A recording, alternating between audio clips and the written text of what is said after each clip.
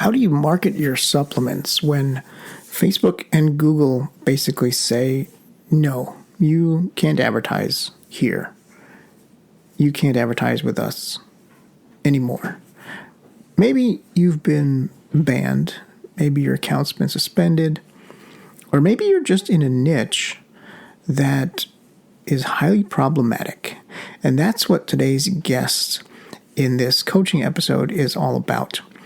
We're going to be talking with a supplement entrepreneur. You're going to see behind the scenes his struggles, what he's done, what worked, what hasn't, and I'm going to coach him along the way and help him. And hopefully you can get some value out of this, and this will be helpful for you as well. So let's get on with the episode. Here we go. Welcome to Health Business Mastery, the Creative Thirst podcast. I'm your host, Bobby Hewitt. All right, so Brian, thank you. Welcome to the show.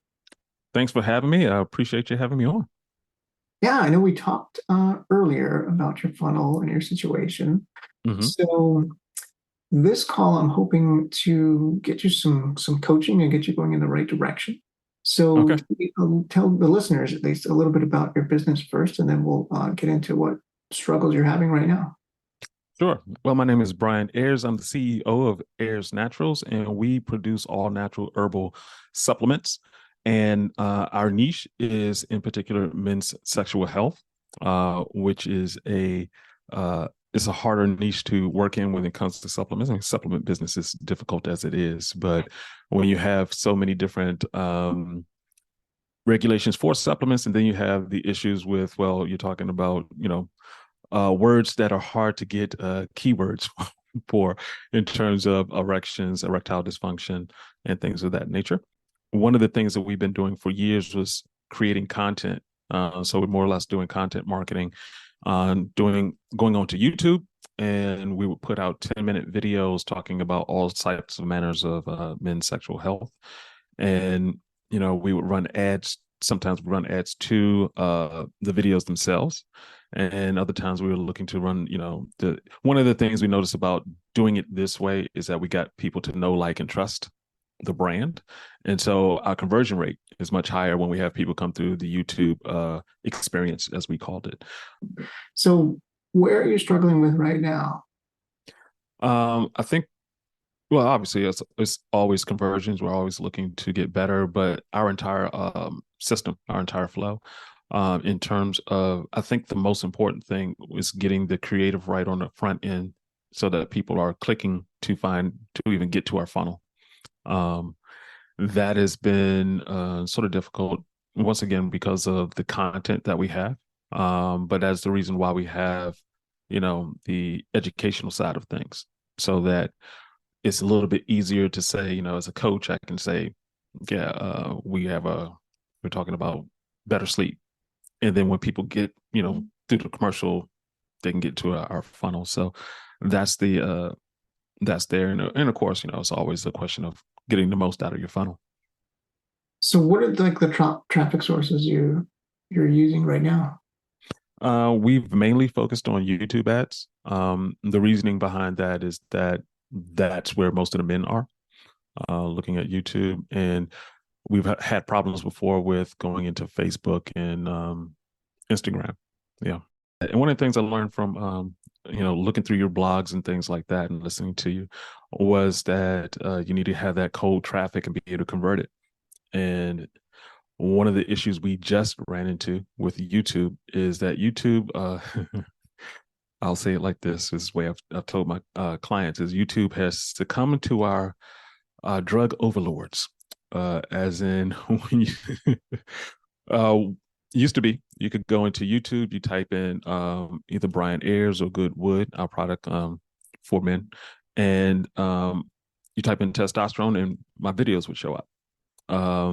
And now if you do that, you won't see any alternative medicine, or quote unquote alternative medicine. You won't see any supplements or, people giving advice on health things you should do for erectile dysfunction, testosterone, erections, or anything like that. It's all medical now.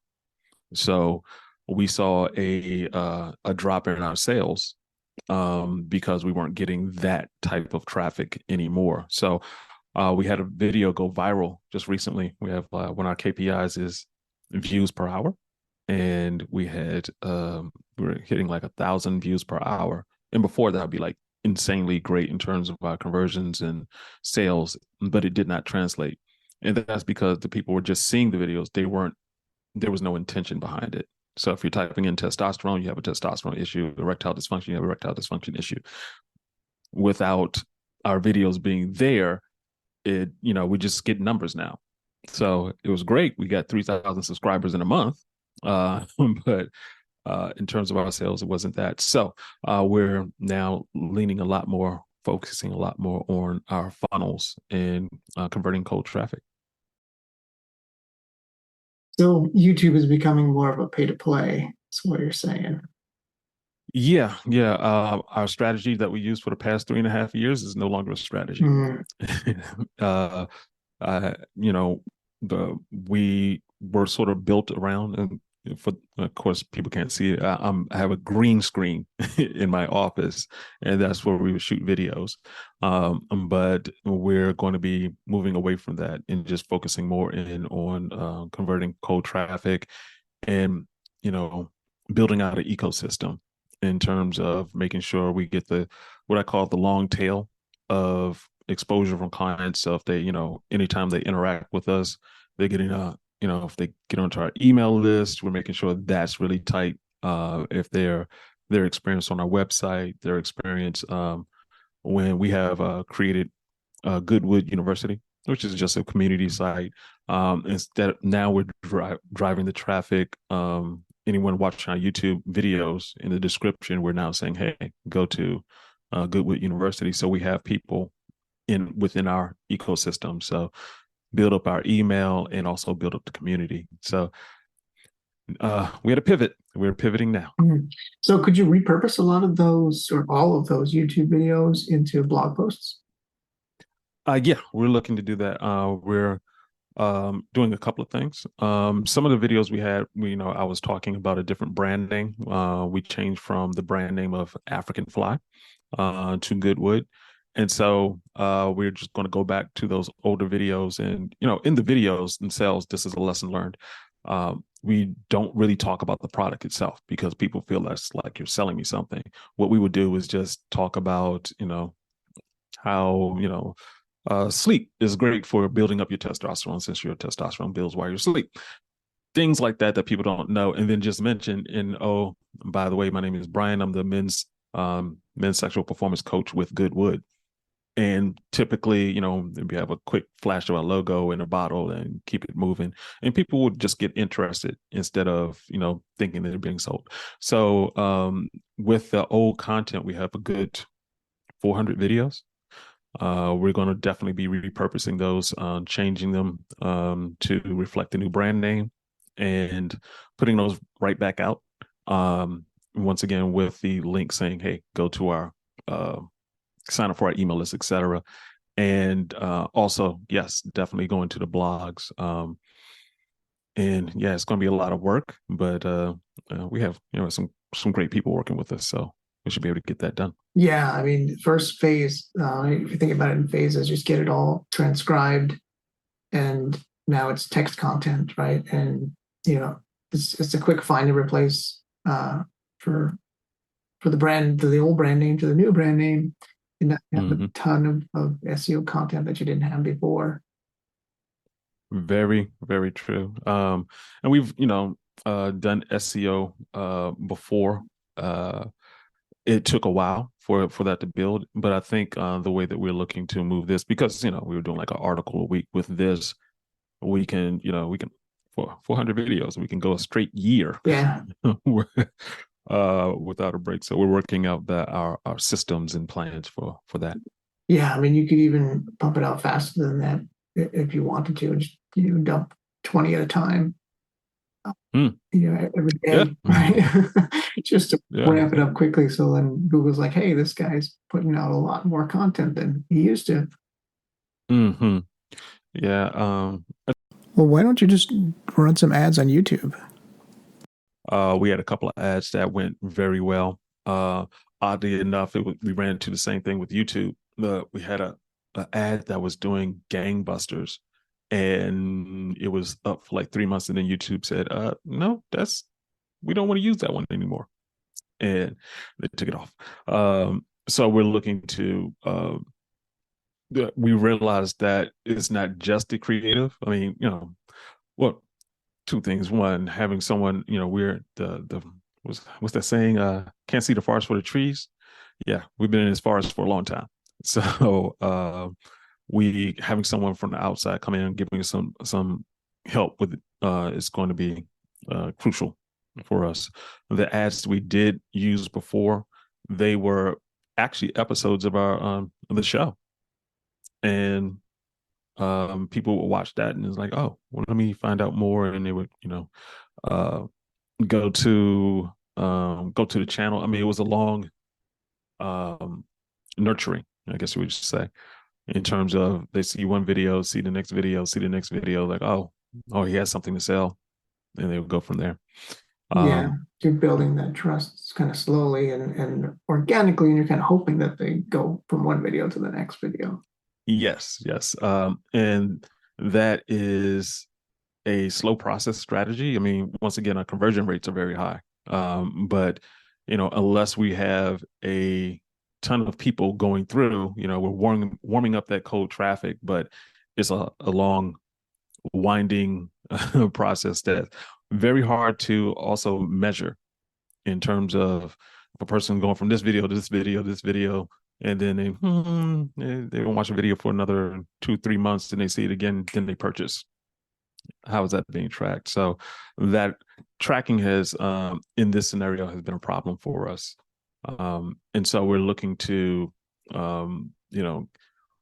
dial in the expertise of another firm to be able to say, okay, let's get the tracking in place. Let's really um, understand the hooks, do all the things that you talk about in terms of A/B testing, et cetera.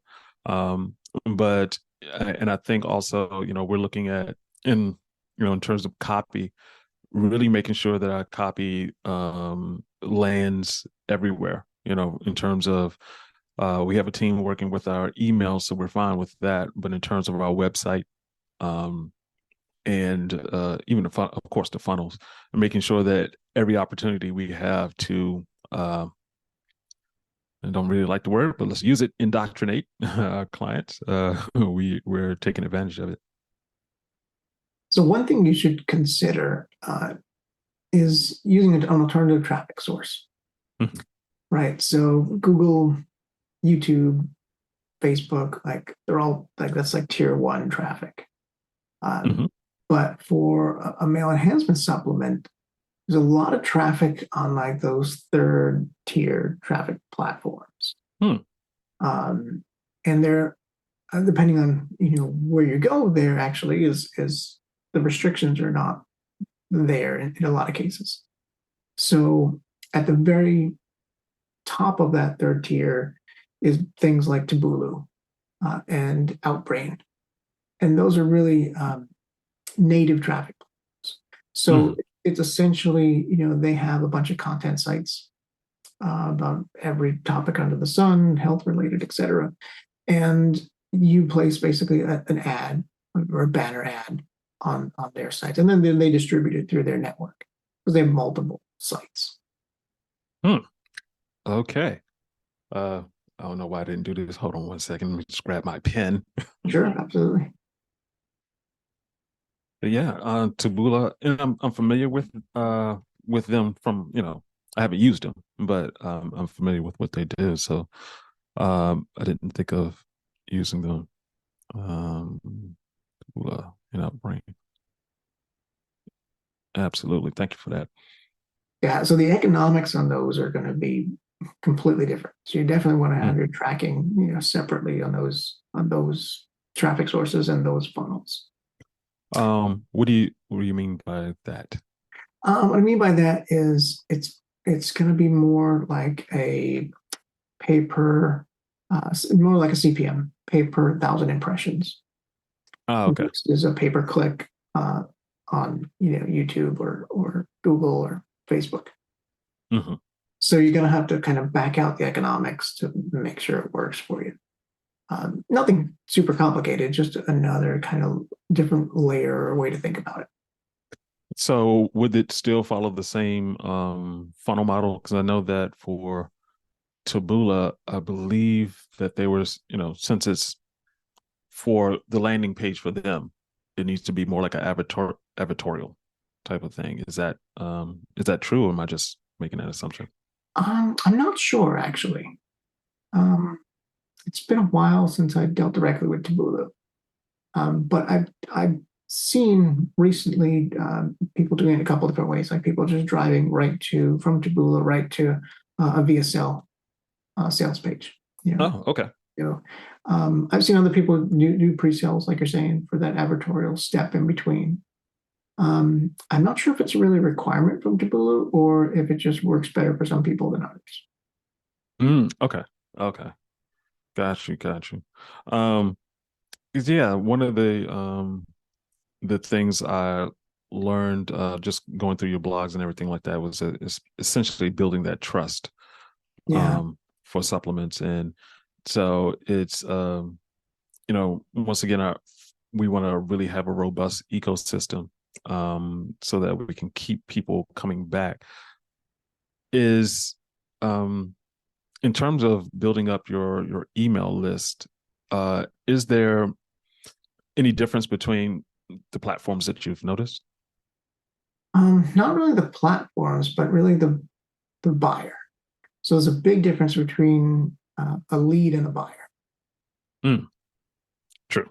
Yeah, I think we spoke about that kind of the first time we talked, right? Where a lead is just putting in their email, they're not as fully invested, right? So they're not really as committed. And a buyer is way better. Like a buyer email list is way better than a lead email list.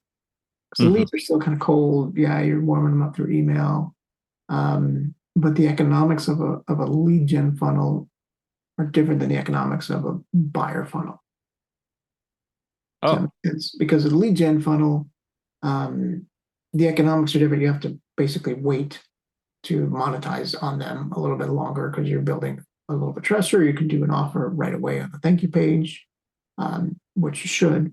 You could do an offer right away in the first email, which you should, which both of those are aggressive, right? So that may kind of turn off some people to begin with. But it's a much higher kind of volume. You need a lot more leads to convert them into sales than you do just going straight for the buyers. And the leads, what's more likely to work is a lower ticket offer because Mm, they're a lot less invested. It also depends on what vehicle you're using as well. If you're getting leads to an email list for a typical lead magnet versus if you're getting a buyer from a 45-minute VSL who's already been sold, who may be buying $100 worth of product in their first shot, right? It's mm, very different because the lead um, doesn't need as much selling. Like you don't need a 45-minute VSL to get a lead, uh, but you do need a 45-minute VSL to get $100 or more out of them, on the first day. mm, So that's what I mean by the economics are different, and that'll all back out into how much you're paying for them, on a cost per thousand impression approach, and then how that backs into a CPA of what's the cost per acquisition. Because if you're getting a lead, you got a cost per acquisition of a lead, but you don't necessarily. So it's not the same as a cost per acquisition of a buyer. Does that make sense? hmm. I guess just to make that distinction between a generation funnel and a buyer funnel, are we sending the same type of people to that, or are we sending two different sets? Is a buyer funnel like our current clients that we're Uh, selling to? it's the same people that you're sending to the top of the funnel. It's just that top of the funnel is different, right? Okay. That offer is different. The vehicle that what you're selling is different. In one, it could be a free Facebook group or um, a guide on a one-page PDF guide, but on the other end, it could be 3 bottles of your supplement, right? It's very the offer is extremely different. Hmm. Yeah, 'cause, I think we had spoken before about the initial offer that we are looking to do, which was um, free plus shipping. Um, and so we, as part of our uh, our challenge funnel, it's a burpee challenge funnel. So one of the things I learned from this challenge is you need to make some challenges easier. um, Absolutely. yeah, some people we had a lot of people sign up, and then we had a back end where it's like, hey, show some videos of you doing your burpees, and you can win some supplements. And very few people. We had a lot of people sign up. Very few people are active. So Yeah, uh, they want the easy button, right? They actually want the supplement because that's the easy button. mhm. Yeah. So yeah, we're gonna work on the the easy button challenge next. Uh, but in terms of it did work in terms of getting people to they would with the free offer and then the upsell of two bottles with a discount. But it definitely worked in terms of the economics once they got for the folks who did the got the upsell available. Um, and we didn't get too aggressive with it, so it was just a free bottle, then the upsell to two bottles. It didn't go for the upsell for five Did more they get bottles. on, did they get on continuity with that free bottle, or was it just a free plus shipping without continuity? It was without continuity. I think we will. This was a lot of warm traffic coming from our own folks or people who are familiar with me on YouTube. They were just clicking on the link uh, to get in. So a little bit warmer traffic, but I think for if we going for colder traffic, we may end up doing the continuity. There's a Yeah, lot of people that we have are already on the continuity, so yeah, we have a combination of things. gotcha. So the other traffic source that I would recommend is affiliate traffic. Hmm. So with affiliate, that's like the total other end of the spectrum. Like pretty much anything goes.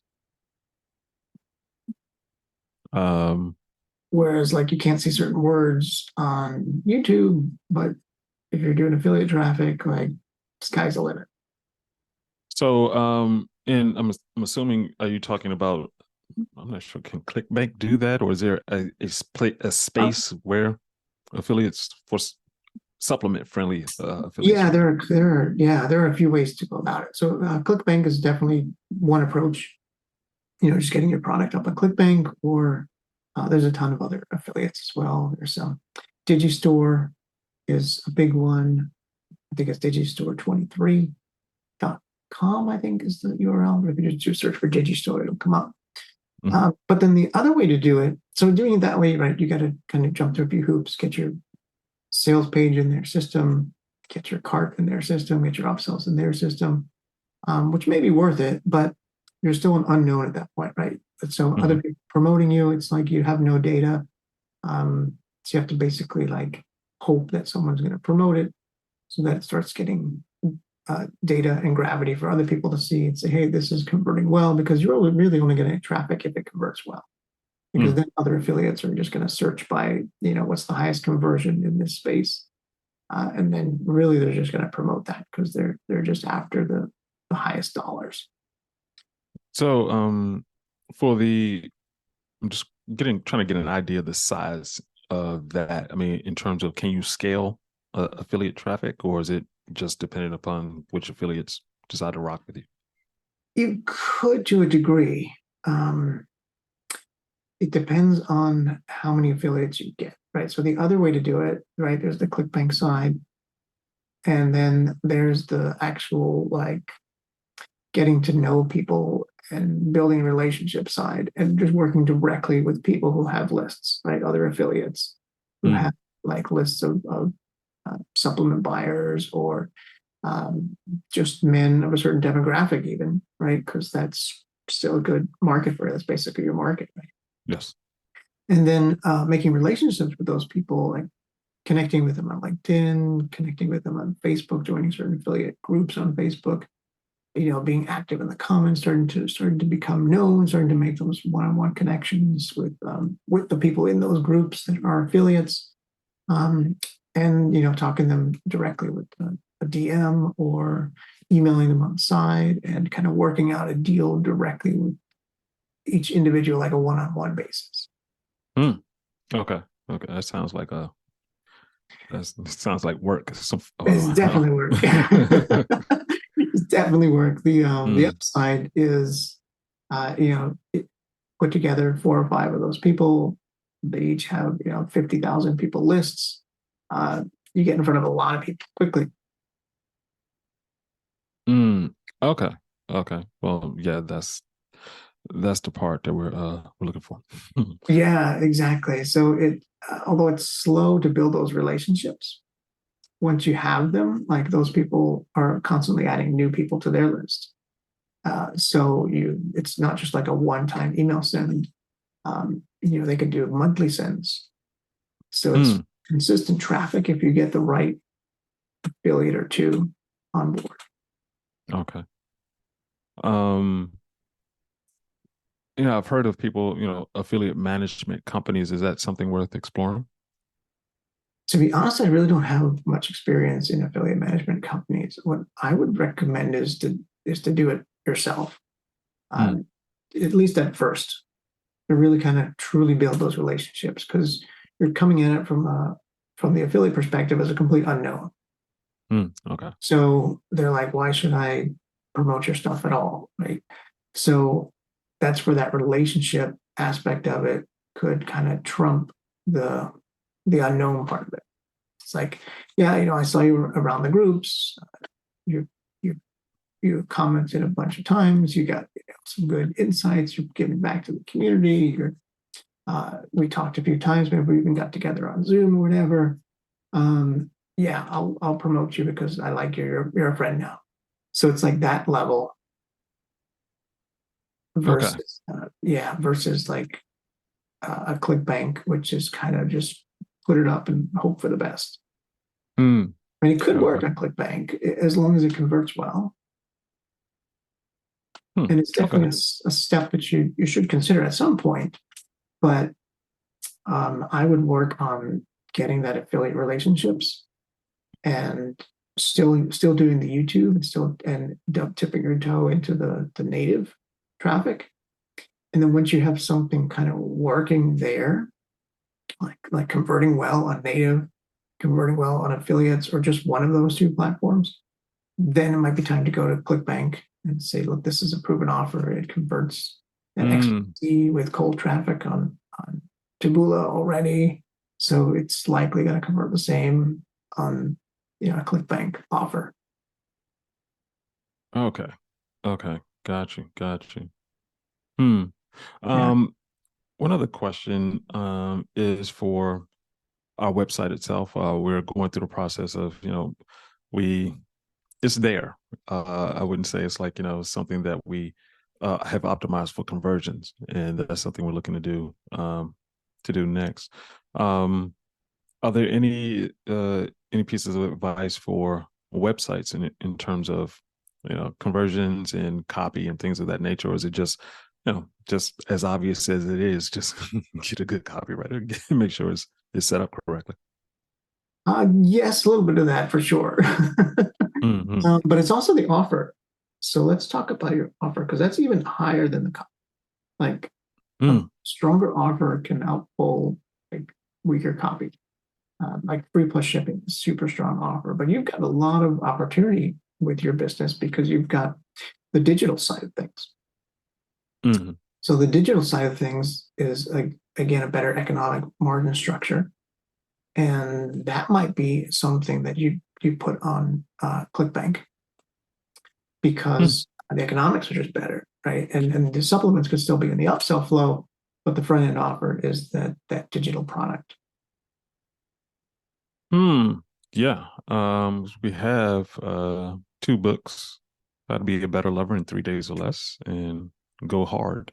Um, and we also have a video course, 7 series video course, that basically helps guys understand the patterns that leads to uh the patterns that lead to illness and the patterns that lead out of illness. So I think those 2 things, well, 3 things, those digital offers. And of course, could literally take what I've done with the videos and turn that into another digital piece, whether it's we stitched them all together or turned it into a book. That's So the way to yeah. do it. Absolutely. So Mhm. yeah, there's tons of opportunity there. So one thing that kind of piqued my curiosity or my marketing mind there was the first one you mentioned. That is ripe. I forget the name of it now, but that is ripe to connect with some um, relationship affiliates, right? People that are selling like dating Mm. products, right? Like here's a dating product for a guy looking to pick up a girl, right? How to do that, basically, right? And there's a ton of those on ClickBank. So those buyers that are buying that product are perfect for for your digital product, which leads them into your supplements. Yes, yes, yes. The book was How to Be a Better Lover in 3 Days or Less. Um, Yeah. So that and product alone, right? That book, is it a physical book, digital book, or both? digital, well, nowadays it can be both at any second. Okay, perfect. So yeah. Yeah. So what you could do is you could go to ClickBank or go to those affiliate groups on Facebook. Look for people that are in the relationship niche, right? On ClickBank, you're going to get their email or contact information of their affiliate manager. Kind of go through that way to get to know them. And I would offer your digital book as an offer on their thank you page. Mm, Someone buys their product, they go through their funnel, they get on the thank you page. There's a free offer for your book. yeah, And yeah, it yeah. could, it could be a paid offer, it could be a free offer. Either way, it's like all the buyers that go through the relationship funnel of that affiliate, now they're getting over to your list, right? So that affiliate's making some commission for that book, which is why it could be a paid digital book, right? It could be $7, it could be $27, right? Some low ticket thing. You've already got a buyer who's kind of qualified in that dating niche, which is still touches upon your niche, right? Mm-hmm. And coming into your ecosystem. So they're going through that book funnel. That's what I meant. Like the offer is sometimes more important than the copy. And you have a lot of offers to play with. Yeah. And I think that I can see how to have that conversation with the affiliate because one of the things that we notice in our numbers is that the majority of our buyers are single. Um, and initially you would think that, oh, well, guys who are in relationships because they're already in the relationship if they need help. But what I've noticed talking with guys is always that question of getting into the relationship.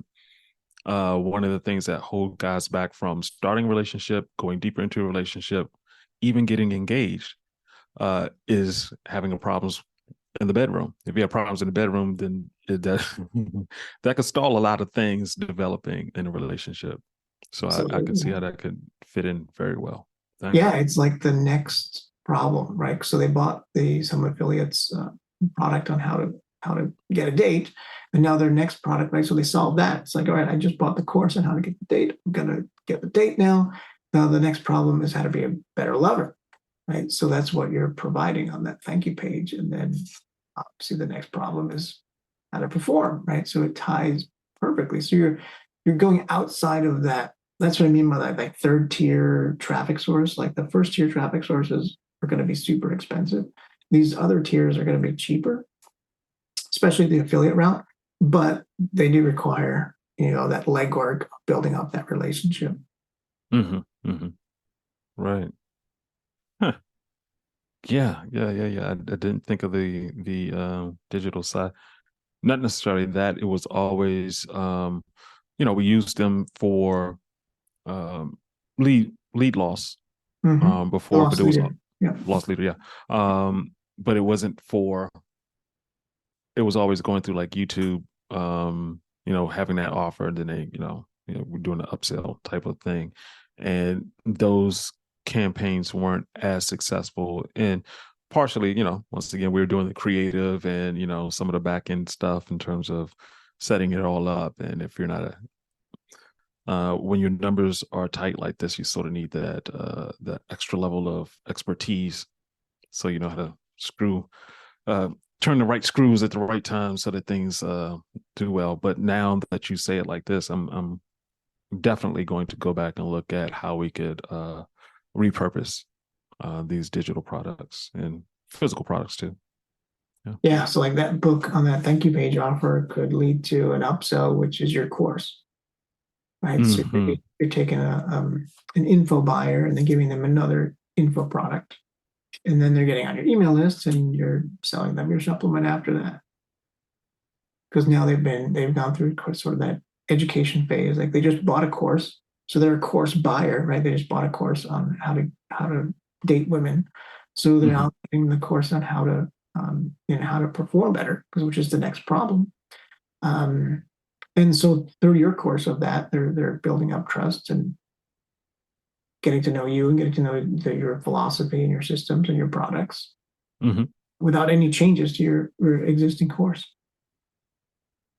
Perfect. And that actually leads to another offering that we're putting together because I do group and one-on-one coaching. Um, but it's always been like sort of a side piece. It was like, okay, you got the supplement. Now do you want some coaching type of thing? We never truly led or did any commercials saying, hey, because it's a higher ticket.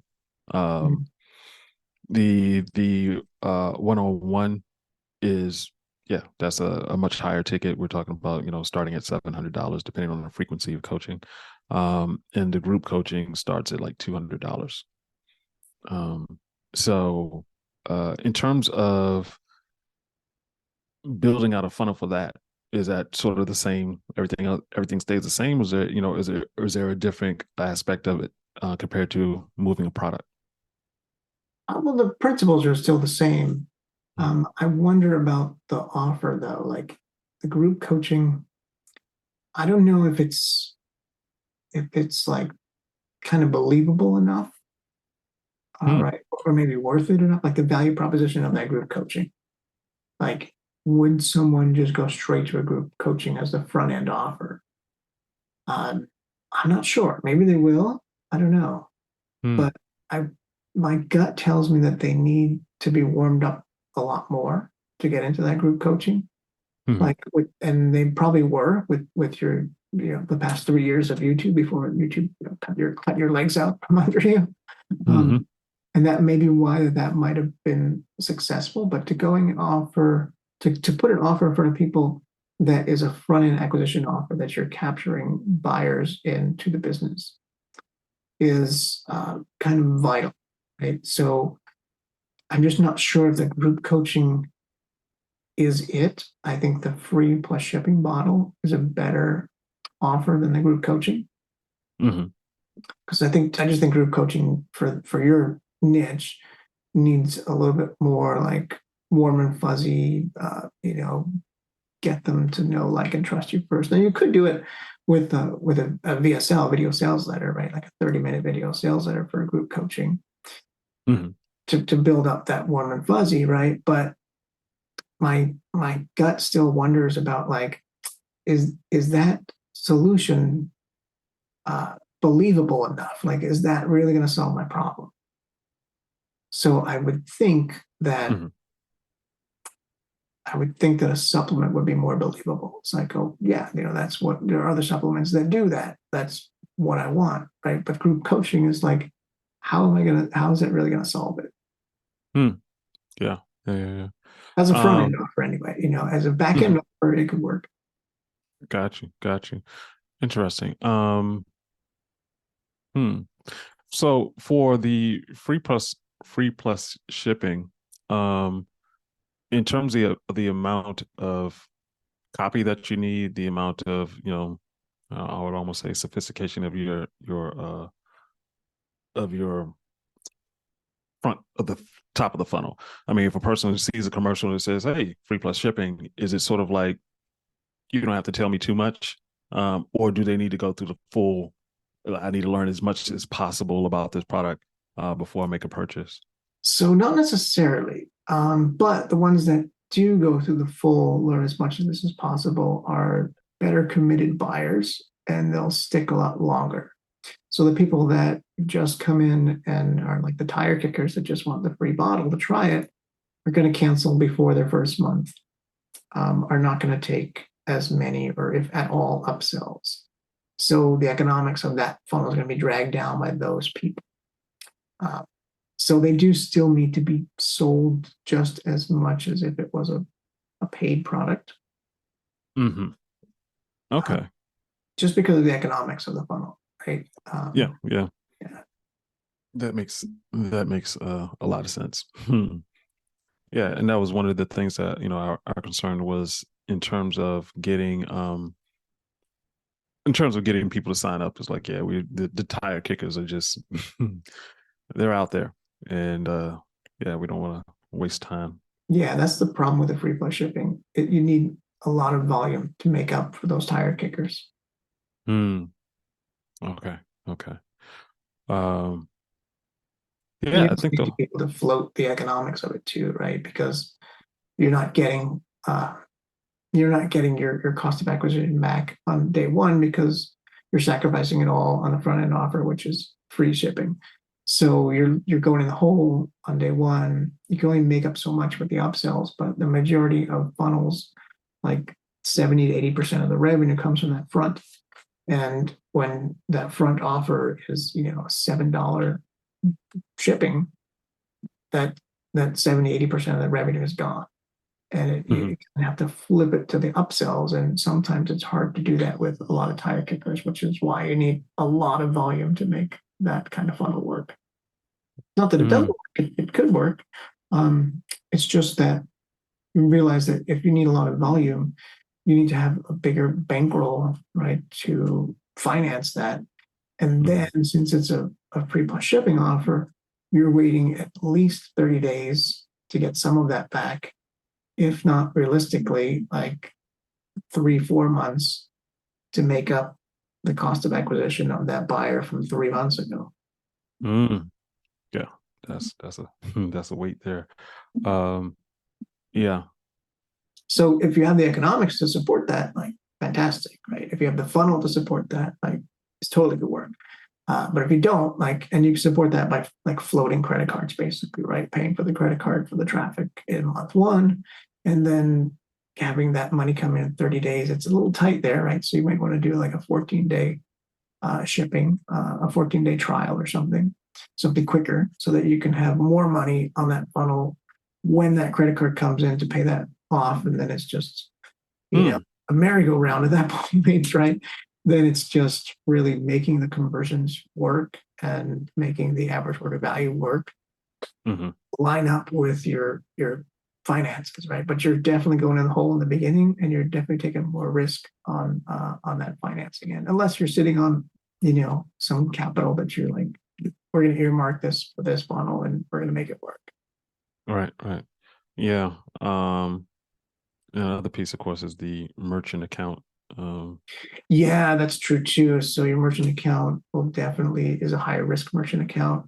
If you want to go that route, I recommend getting 2 or 3 merchant accounts and kind of splitting them up because you don't want one merchant account kind of cutting you off, Hmm. especially if you got it to work and you're starting to scale up your shipping offer and your merchant account pulls the legs out from under you, uh, and you have no one else to go to quickly change it. Like even if you split the merchant account like 50-50, half the people go to merchant account A, half the people go to merchant account B, or even 30-30-34 with 3 merchant accounts so that you have like a Mm. contingency in place because you will run into some problem at some point. Right. Like if you're scaling it, it's inevitable. Okay. Yeah. Is that actually for uh the burpee funnel? That's yeah, the free plus and the upsell. We were running that through PayPal, a different PayPal account because PayPal is pretty easy to set up and everything like that. But it's not like a merchant account. It's PayPal always has this little um, slow, not as helpful with conversions. Let's just say that. Yeah, yeah, absolutely. And then there Mm. are like some merchant accounts that are higher risk that then charge you more for that transaction. Hmm. And those are in the free plus shipping realm. Like you can get a lower risk tier to begin with, but as soon as you have a lot of chargebacks, they're going to be like, hey, wait a minute, you're high risk now. We don't want to carry you anymore. Hmm. Yeah. Okay. So the more volume you do, the more these things will pop up. Hmm. Yeah, yeah, yeah. That's why we're sort of wary of doing the free plus shipping with the continuity. But it sounds like that's just the way this game is played. Yeah, it is. That's exactly right. Hmm. Okay. Yeah. 'Cause, of course, we got the what got us thinking about this was eugenics and the fact that obviously, well, I did some research on them, and they have a bunch of other products run through doctors and everything like that. So they're sort of well established, and they probably just came in with a bankroll and said, "Okay, let's hire Doug Flutie and the Big Hurt and these other B list or A list, I guess you would say, depends on how you look at it. Sports celebrities." Yeah, So they, it's definitely a different business. Like looking at it from the outside, it's like, oh, it's a proven offer. That's what they're doing. It must work. But then there's the economic side of the business, which like you're not seeing and nobody else is seeing, right? So mm-hmm, yeah, if they've got a big bankroll, that's night and day, right? That could be mm-hmm, it's like the difference between success and failure right there. If they're willing to go in the hole longer and they have the bankroll to support it, yep, they can out market you basically every day. yeah, that's what they've been doing. Yeah. Yeah. But I wouldn't Okay. completely abandon the free plus shipping, right? Maybe you want to reserve it to just your leads and people that have already on your list. So you're not yeah, maybe it's not scaling or Mm. going as big as if it was a front end offer, but at least it's like you can dip your toe in the water and then you can start to get some metrics and say how long do people stick on with a forced continuity, how many people cancel before the first billing, get a sense of your numbers first so that you can then back out into like, okay, if we did this to cold traffic, here's how it might look.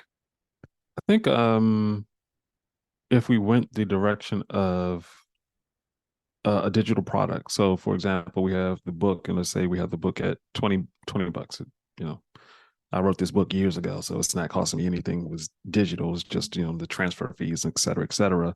And then behind that, we offer um, the free plus shipping as an upsell, and then follow that with a two bottle upsell. Does that would that line up? Does that seem like a good funnel? Yeah, that would be a great funnel. Okay.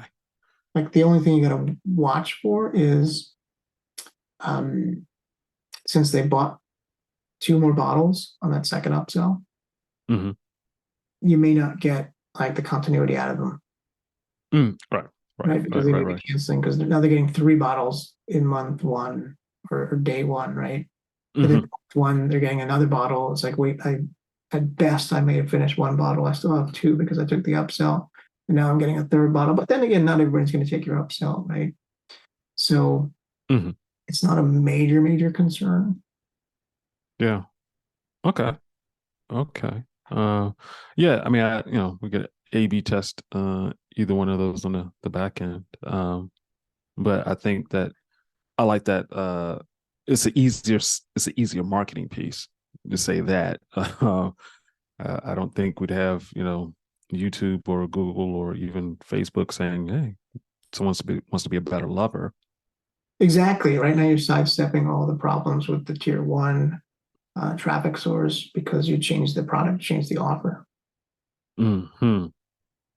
And now your Okay. copy is very different too. Think about that at the top of the funnel, right? So now you don't have to you don't have any of those problem words that tier Mm. one has objections against, right?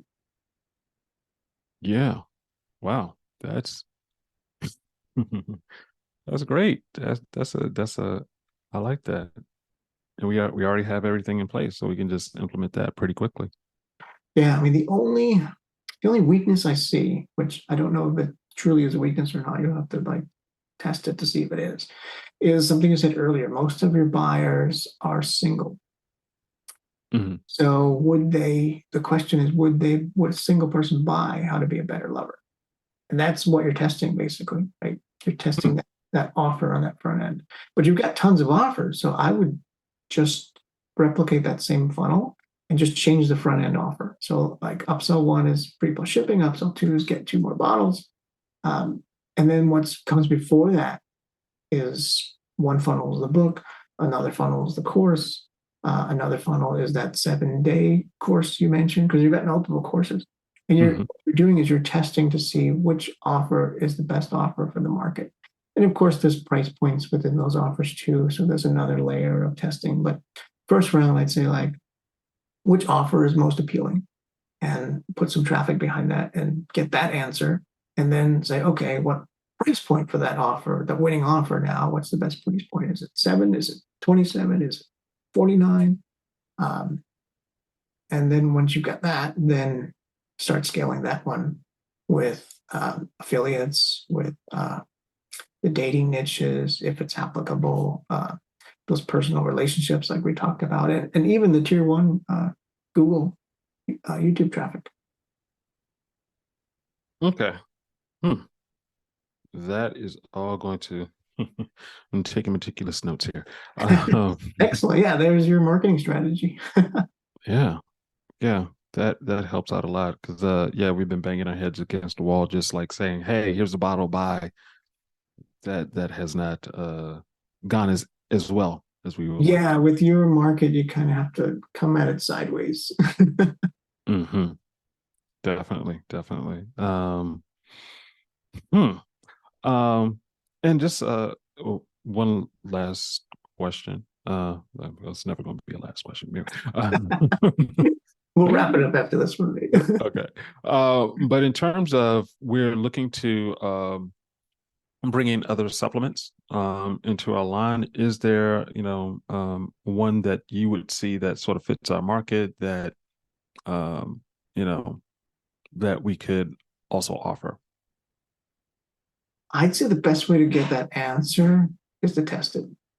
Hmm, okay. So here's how I would test it, though. I wouldn't go ahead and spin up a formulation or get some white label thing or anything like that first. I would take your email list and I would send out a couple emails and basically approach it from like a problem perspective, where you're Mm-hmm. putting like 4 or 5 different problems in a row. And, each one is text link, and your email system is basically just calculating or capturing how many people click on each one of these options. Think about it like a quiz. An Hmm. email is a quiz, and then um, you have them pretty much tell you which one is whatever one is the most clicked. Problem wise, it's like, oh, that's the supplement that you need to build, create, solve it. Hmm. The other way to do it is to just come up with a list of like, this is what supplements that we want to add that we think is going to be good. And then find those supplements, either like competitors on Amazon and just sign up for an Amazon affiliate account.